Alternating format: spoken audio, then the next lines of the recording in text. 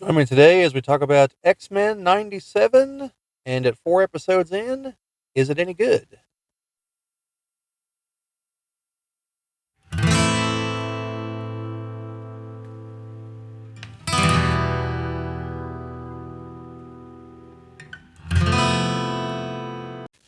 This is the Geek Cabal channel. My name is Bob, and today we're going to be talking about X-Men 97 and whether or not it's any good here at 4 episodes in.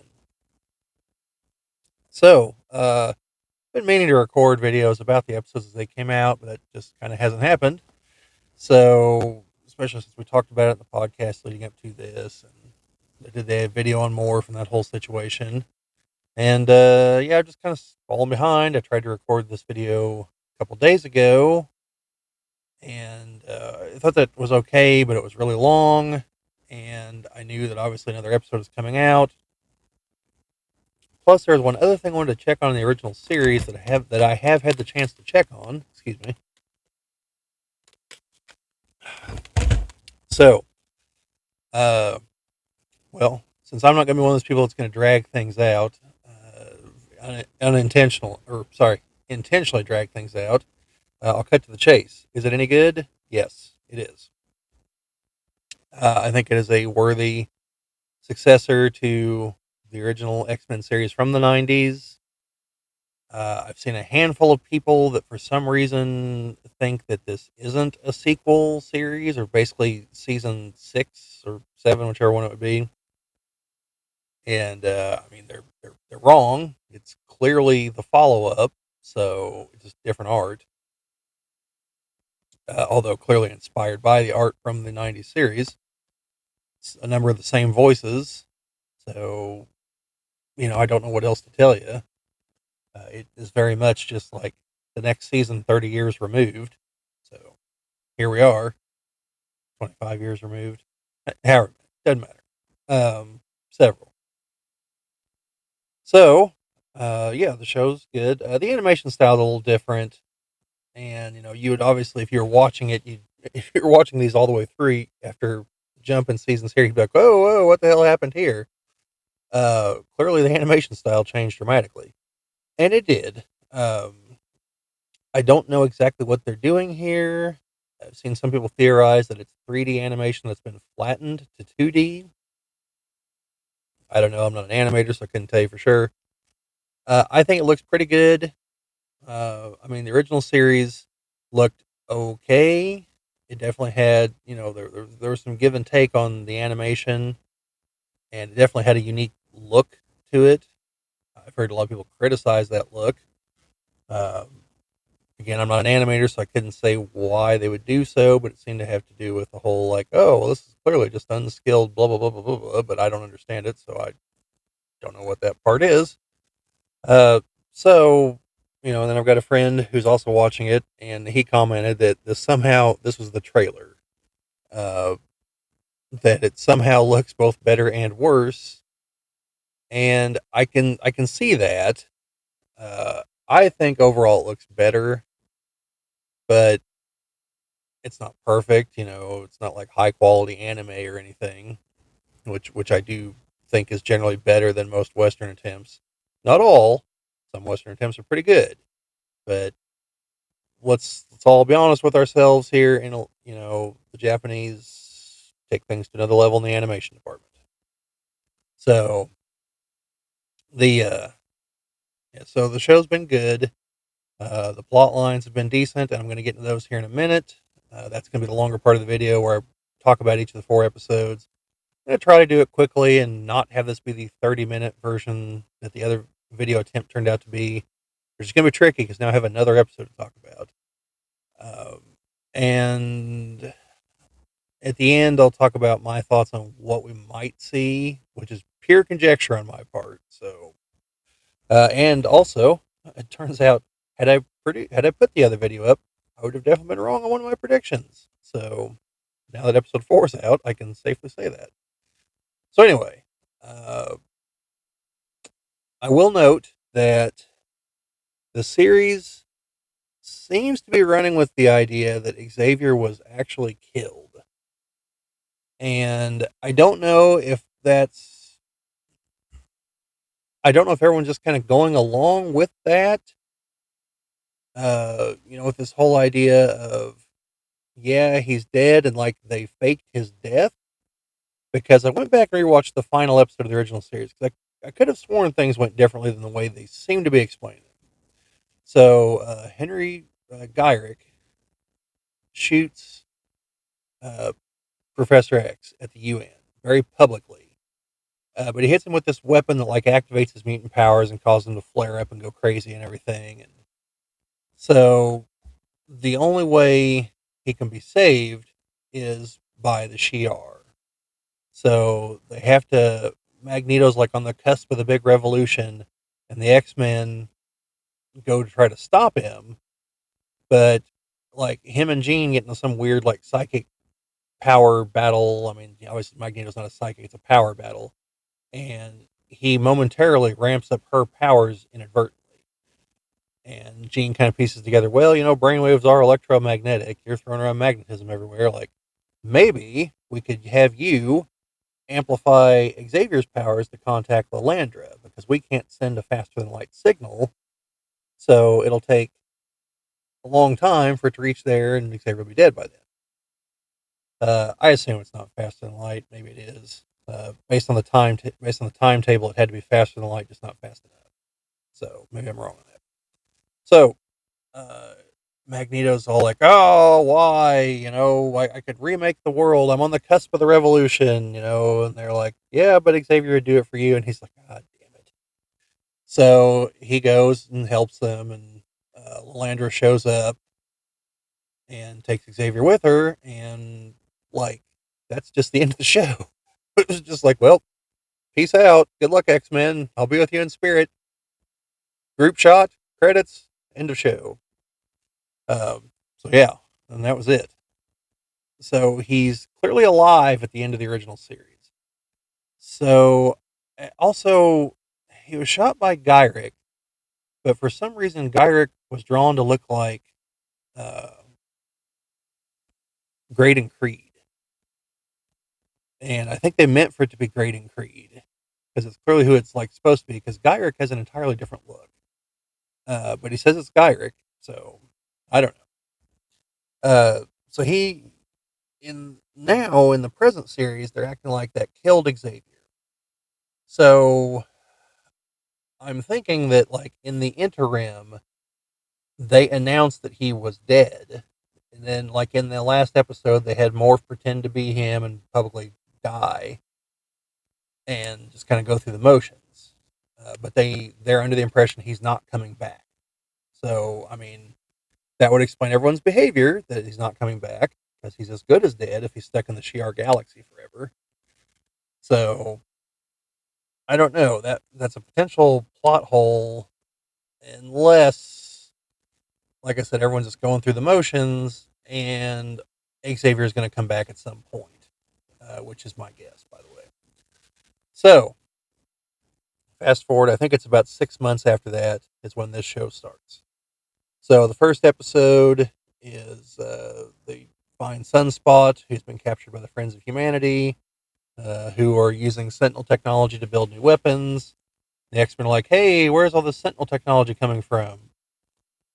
Yeah, suppose I should have said this. By the way, we were well into spoiler territory here, so, spoilers ahoy. Uh, so yeah, they've got Sentinel technology, and the X-Men are like, oh, where'd they get all this? The UN said they were going to destroy the Sentinels, and we find out that the UN's a lot more pro-mutant now, and said that they were going to destroy all the Sentinels. So they go to Gyrick because they're like, well, we can't find Boulevard Trask, and you guys palled around like that time you were going to replace all the world leaders' brains with computers. Hey, you remember that from the old show? So uh, Gyrick, they get into his mind with Jean, which is a little sketchy, but here we go. They find out that Boulevard Trask built another master mold. Now, they talk about it as if that's the second master mold, and I'm pretty sure it's the third master mold. If I judged everything in the original series correctly, because there was one on Genosha that got destroyed whenever they smashed the dam and broke it, And then there's the one that was destroyed whenever Xavier plowed the X Jet into it. And then Morph finally killed its head by shooting a stalactite and having it fall and pierce it and blow it up. I'm not going to go into all that. Go watch the old series. So that should actually be the third Master Mold, but the point is they destroy it and some other Sentinels and arrest Boulevard Trask. And then Magneto shows up and is like, "Oh, here's the last will and testament of Xavier. He left everything to me." And so then the next episode starts up there, and most of that episode is Magneto, excuse me, trying to prove that he's worthy of leading the X-Men, that Xavier didn't misplace his faith in him, and a whole lot of, well, it was my best friend's dying wish. I'm going to give it a go and actually try to make this work. I don't think it's going to work, but I'm going to try because maybe he was right. Sentiment seems to have gone to pro mutant here around the world. Maybe it's not just a fad. I'm willing to give it a chance. And it culminates with a trial at the UN where Magneto has willingly gone to stand trial. So his powers are deactivated with a mutant inhibitor collar. And he tries to make the claim that everything he's done has only ever been a counter to what humans have done, which I'm pretty sure if I were to rewatch the original series is absolutely not the case. I know it's definitely not the case in the comics. Magneto is very much a proactive villain. But whatever, you know, but I have to rewatch the series, but again, I'm pretty sure that's not true. And he mentions the Sentinels, and ultimately, the takeaway should be that you can see how the endless cycle of violence starts. One side does something, the other side does something in reaction, which hurts other people that were not involved in what the first side did. And now they want revenge, and so they take revenge and hurt yet more people on the second side, and more people keep getting drawn into it that never had anything to do with the original problem until finally someone's willing to be an adult and stand up and say, hold on. Like, none of us started this problem. Violence isn't going to fix it. Let's talk. So that's kind of where the episode ends, with Magneto trying to kind of be the bigger person, or at least saying he's willing to stop being the petty person for the moment. And it's a kind of moving speech where he grabs the UN Council and like takes them up into space and is basically like, maybe this is what Charles was trying to tell me all these years. Make me see the world how it looks from up here. Peaceful and serene, and not the little place that we make it out to be. And it's a kind of moving speech. The whole, hey, it's a big planet, we can share it, and he even goes down the whole like, look, you don't have to like us, you don't have to accept us on a personal level, just allow us to live, and we will extend the same courtesy. So it's the whole, hey, we don't have to be friends, but let's stop killing each other. So you have that. Then there was a little subplot involving one of the Friends of Humanity guys donning the garb of the executioner and gets a souped up rifle that he charges up with a bunch of mutant inhibitor collars, and he's going to shoot Magneto with it. And Storm ends up diving in the way of the blast, so she takes it, and she loses her powers as a result. And yeah, so then she's powerless, and she leaves the team at the end. Scott and Jean. Jean has her baby, who ultimately ends up being Cable. And yeah, some other things happen there. And then the end of the episode, another Jean Grey walks in the front door and is like, oh, I'm Jean Grey, I need the help of the X-Men. And they all turn to their Jean Grey like, hey, what the hell's going on? So the second episode, a lot of things happen in it. And like, there's definitely a few memes of showing a graph of like an acceleration curve. And they're like, well, at this rate, we'll be at the Krakoa era by episode 6 and stuff like that because of how just fast it blew through things, but still competently. Then episode 3 was the Inferno saga at warp speed and with a lot of changes. You find out that the Jean that's been there this whole time that had the baby with Cyclops is the clone. And it was created by Mr. Sinister. And Mr. Sinister like activates some psychic thing inside her to cause her to go crazy and turn against the X-Men. and you see some like she attacks them psychically by making like some of their worst fears and stuff come at them, which is where you see the only hint we've really gotten as far as the morph situation. He's in a shower and like the shower turns on and it's Logan, and the obvious implication is that Morph is attracted to Logan, but it doesn't dwell on the topic. It's I suppose it's vague enough a kid probably wouldn't understand it. So if that's the extent of it, okay, but that's about what I expected. So Morph situation is a non-situation if that's what it's going to be. It can even go beyond that. It could be Morph very openly saying that he likes Wolverine. You know, I don't care. Big deal. Whatever. So they so one of the other things they see though, Gambit sees Magneto and Rogue shacking up and like melting into each other like characters from the Thing. So that was some weird like nightmare fuel scenario stuff going on there. But Gambit had previously in the last episode discovered that Magneto and Rogue have a romantic past, and this episode you see that Magneto knows the trick that the Age of Apocalypse Magneto knew, which is to create a force field around himself like 1 micron thick so that he can actually touch Rogue and feel the sensation, but not physically actually come in contact. So, yeah. So you have that. Then you also see like a giant, like another master mold emerges from like the big fiery depths and everything with a big like skull face, some weird demonic scenario.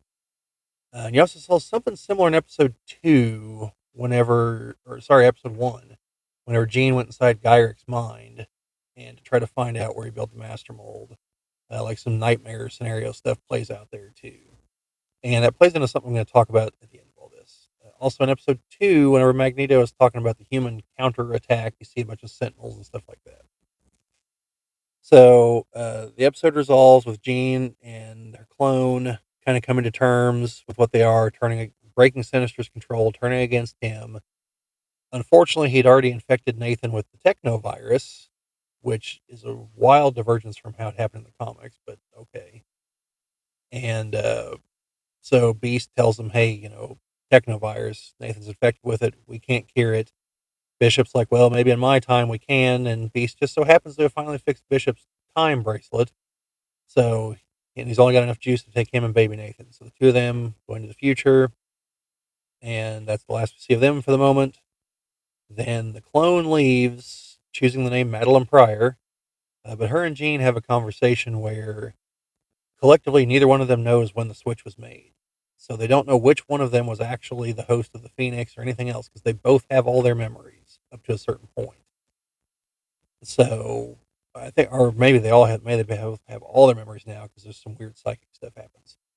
And Jean tries to console Madeline, basically telling her like, look, no matter what, you and Scott had a child. Like no one can take that away from you. That is your child. That's not our child. That's not my child. That's your child. So that's real. You're real. Which is a lot better than she got in the comics, is all I can say. Um, yeah. So then you go into episode 4, where it is Jubilee's 18th birthday, and she wants to go to the arcade. Magneto wants to train in the danger room. And so they don't go to the arcade. Magneto and some of the X-Men go to the UN because they're trying to admit Genosha into the United Nations as a mutant haven. So instead, she and Roberto go to her room, and she notices there's a new game console there she's never seen before. What was it? A Motendo. Which the moment I saw the name, I should have figured it out, but it took me a second. And if you look at the system whenever she goes up to it, the cartridge that's in it, the picture on it is like a kind of rough version of an X-Men game. I think it's X-Men 2, Wrath of Apocalypse or something to that effect. It's a Genesis game where Apocalypse is the main villain and he's kind of in the background and the X-Men in the foreground. And I was like, oh hey, I've seen that cartridge before. And then they get like sucked into it. And it's kind of like the Matrix, and it's a Mojoverse episode.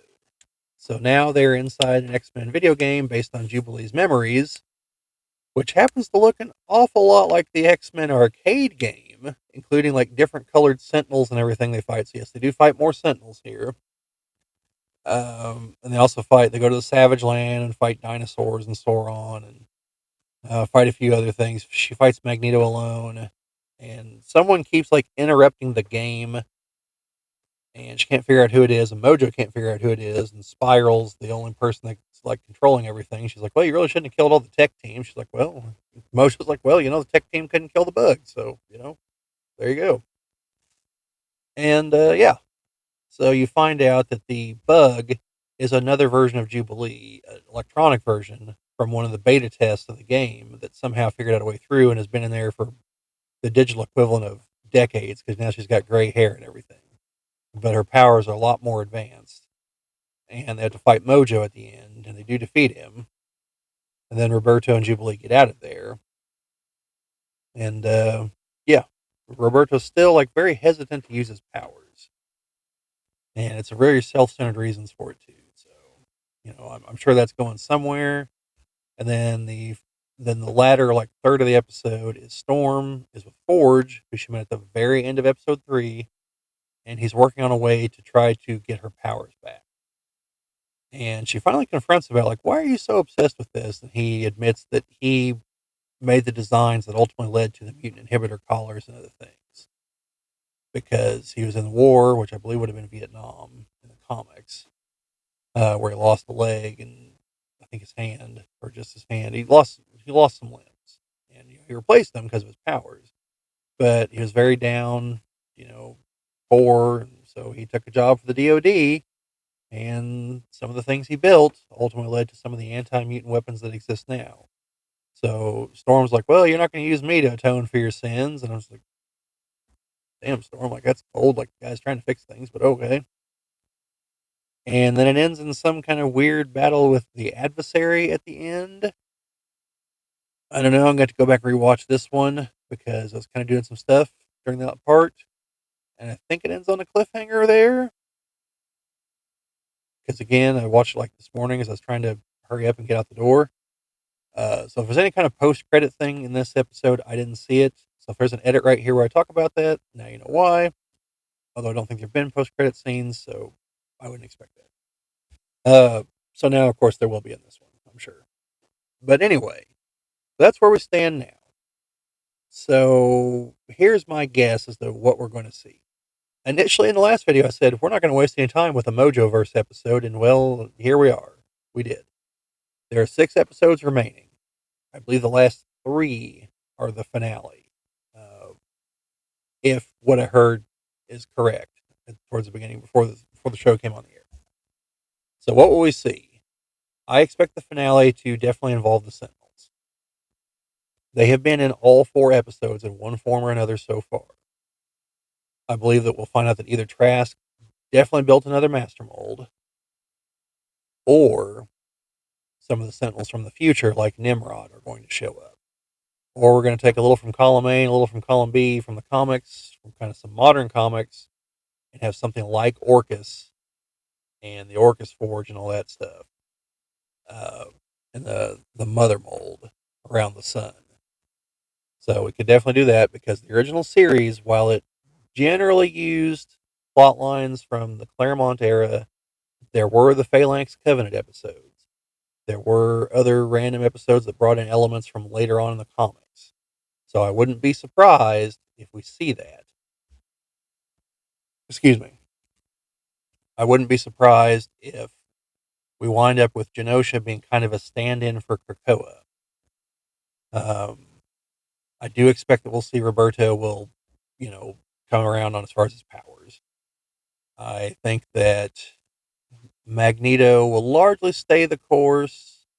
I think we'll have at least one incident where he like is heavily tempted to revert to his old ways. But unless Xavier shows back up by the end of the season, which if that happens, that'll be like the last episode. Then I don't expect Magneto to revert to his ways. We've seen Sinister so far. He'll definitely be back before the end of the season.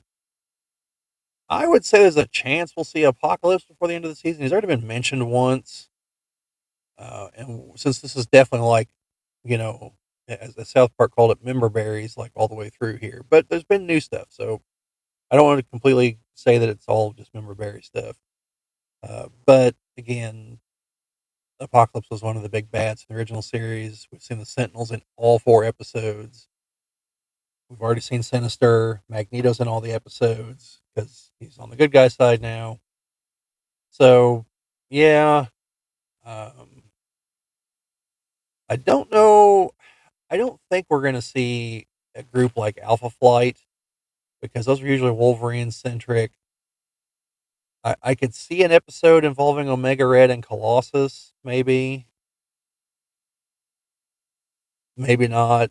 Hard to say. I could see a Juggernaut episode because Juggernaut might try to lay claim to the mansion because Xavier was his brother through marriage, so he might try to press a familial claim like he did in the comics. Mm, yeah. Other than that, it's kind of a for me. It's a I guess I think we'll see in the future with Bishop, which may lead to the future with Cable because Bishop will be there, and we might get another trip to some version of the Days of Future Past future. Yeah. Other than that, I mean, we've got Forge, so we might see X Factor because he had a picture of X Factor there in his lab, so we might see them back together and showing up. Um, we might see something with Moira too. I don't think we're going to go down like the Hickman Moira stuff, but we might. That could be where the finale goes to find out. Oh yeah, by the way, this stuff's all played out like 11 other times. Here's what happened. Um, so maybe because I don't know who else he'd be referring to, but Forge did tell Storm that he didn't build the mutant inhibitor collars. It was someone in Scotland. And well, since everything in the X Men's always connected, it's probably Moira. So, it was probably an attempt to control her son Proteus that failed. That'd be my guess. I don't know if we're going to see a follow up to that. Don't know if we're going to see anything more with the Executioner, Friends of Humanity. We haven't seen Great and Creed anywhere, so we haven't seen good. We haven't seen the Brotherhood of Evil Mutants. Maybe they'll show up, be like, "Hey, Mags, what are you doing leading the X Men?" Or maybe they'll show up under new leadership, and Magneto's like, "Oh, I got to fight my old teammates. Oh, what a shame. Good thing I hate all of them." Yeah, so it could be anything like that. I don't know. We could get the Sentinel? We could go for Operation Zero Tolerance. We'll have to have some weird other origin for Bastion, I think, unless we start there and kind of morph into that. Um, might see Morph confront Mr. Sinister again. I think he did once already. Then, yeah, I mean that's my best guess. I think we will see Madeline Pryor again. I don't think they didn't leave her alive for no reason, other than maybe they just felt sorry for her from the comics. Like, yeah, she kind of got the shaft. Let's not do her dirty here, but we'll see. Anyway, that's my random speculation. So if you guys have seen the show up to this point, let me know what you think down in the comments. If you're going to watch the show based on this, let me know down in the comments. Like, share, subscribe, all that fun stuff. It's YouTube. Presume that's where you're watching this. But anyway, in the meantime, just remember, welcome to the X Men. Hope you survive the experience.